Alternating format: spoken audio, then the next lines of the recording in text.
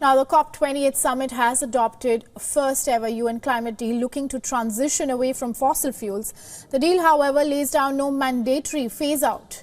Amid the conflict, the carbon footprint of the world's top militaries has come under the radar, especially the US military, as most of its emissions of greenhouse gases find no mention in any records.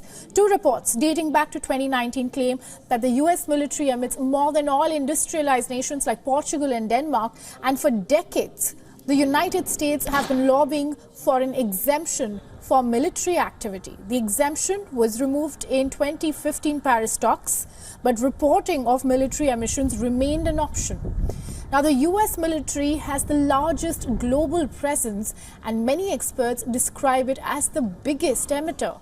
And a study says that the military around the world accounts for 5.5% of global emissions. And a UK-based think tank compared that with civil aviation, which accounts for somewhere around 2%. Now, scientists say that the data sets published by militaries are incomplete and that military emissions ranging from flying jets to sailing ships to training exercises were left out of the 1997 Kyoto Protocol. According to a report, NATO's total carbon footprint rose to 226 million metric tons in 2023 from 196 million metric tons in 2021. Now, the report claims NATO's average yearly military carbon footprint is more than the total annual greenhouse gas emissions of many countries. It is higher than the highest industrial emitter Denmark and Portugal. At the COP28 summit in Dubai, nations have been directed to transition away from fossil fuels.